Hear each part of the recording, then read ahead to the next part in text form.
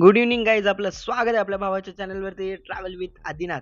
आणि हा आपला तोच दिवस आहे जो जो आपण अजंठा केव्ज बघण्यासाठी गेलेलो. आणि ही आपली रिटर्न जर्नी आहे जी की संभाजीनगरपर्यंत. इथून काहीतरी आपल्याला 106 किलोमीटर रिटर्न जायचं आहे.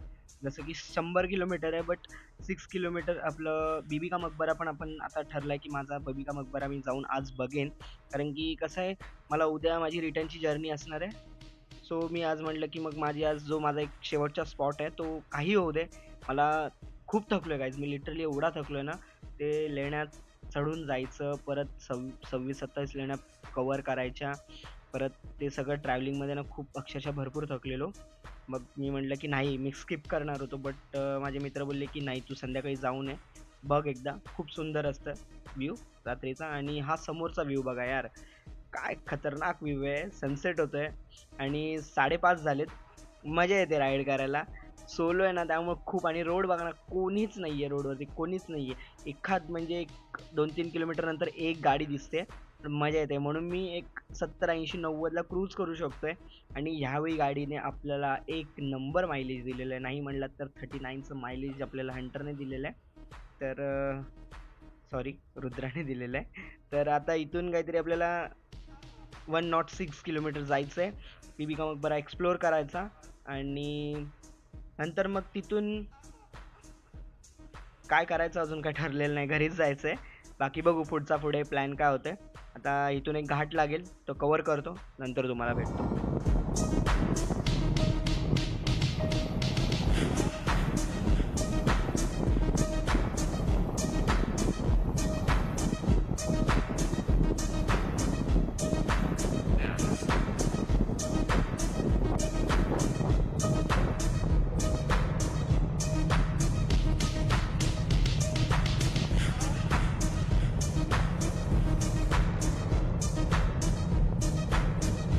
चल गाइस, ये देखो आगे जो जा रहे हैं, ये एफजेड वाला अपने साथ बहुत सही से बाइक चला रहा है। मतलब मजा आ गया। वो थोड़ा मैं आगे जा रहा हूँ, कभी वो पीछे आ रहा है, तो ये मतलब मजा आ रहा है। ऐसा लग नहीं रहा है कि मैं सोलो राइड पे हूँ, ऐसा लग रहा है कोई मेरा पार्टनर ही है वो bike ride pay. But guys, एक बात आपके साथ शेयर करनी थी कि मैं जब घर से निकला था तब मुझे घर वाले भी बोले थे कि अकेला जा रहा है, इतना लंबा जा रहा है, सोलो जाएगा, बहुत सारे चैलेंजेस फेस करने हैं। उसके बाद मेरे भी दिमाग में एक ख्याल था कि यार मेरा ये सब थंबनेल के लिए फोटो कौन खींचेगा, क्या होगा। बट अभी यार कुछ भी दिमाग में नहीं है कि क्या होगा, कैसे होगा। एकदम राइड सक्सेसफुल हो चुकी है मेरी। बस कल का दिन एक निकालना है, तो मेरी एकदम सोलो राइड एकदम पाड़ होने वाले है। काहीच फायनली आपण बीगाव मकबराच्या फ्रंट साईडच्या एंट्रन्सला पोहोचलेलो आहे. आणि हे बघा, काय खतरनाक व्ह्यू आहे यार. माझी अक्षरशः जो मी थकलेलो ना, तो माझा एकदम असा थकवा निघून गेलेला आहे. आणि इथे एंट्रीचे काहीतरी ₹20 घेतात, आणि जर कॅमेरा यूज करत असो आपण तर काहीतरी ₹25 आहेत. आणि एक फॉर्म भरावा लागतो, आपलं यूट्यूबचे चॅनल हे ते सगळं टाकावं लागतं तिथे.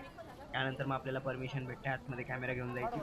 बट खतरनाक व्ह्यू आहे, खतरनाक. आणि हा ब्लॉग मला वाटतं यार चालला पाहिजे माझा, कारण की यार जो काय व्ह्यू येतो यार, नाद व्ह्यू येतो, नाद. सो गाईज, फायनली आता वरती आपण पोहोचलेलो आहोत. आणि हे बघा समोर मिनी ताज. तर आपण सगळे बीबी का मकबरा पाहिलाच. पण आज मी तुम्हाला जी माहिती सांगणार आहे ना गाईज, ती आजपर्यंत काही बऱ्याच लोकांना माहिती आहे की नाही मला माहित नाही. 90% लोकांना माहित नाही आहे ह्याची पूर्ण काही कहाणी. तर हा बीबी का मकबरा, हा ताजमहल आहे, मिनी ताजमहल आहे ना गाईज हा. तर हा मुघल साम्राज्याच्या उतरत्या काळातलं प्रतीक मानला जातं. म्हणजे ज्यावेळी त्यांचे जास्त युद्ध होत होते, त्यांचा खजिना रिकामा होत चाललेला ना, त्यावेळी त्यांनी हा ताजमहल, मिनी ताजमहल बांधला होता. आणि हा औरंगजेबने त्याच्या जेबने नाही तर त्याच्या मुलाने शहाजाद आझम शहा त्यांनी आपल्या आईसाठी बांधला होता हा.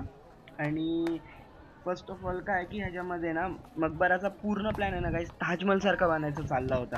पण सातत्याच्या युद्धामुळे ना मुघल खजिना रिकामा होत चाललेला. मग फक्त यांनी ना मुख्य जो वरचा घुमट आहे ना गाईस, ते फक्त मार्बलचं आहे, बाकी नॉर्मल बेसलाईट दगडाने बांधले गेलेले. बेसलाईट दगड एक आहे त्याने बांधले गेलेले. आणि इकडे जे आतमध्ये ना गाईज हे आहे, कबर आहे ती खरी नाहीये.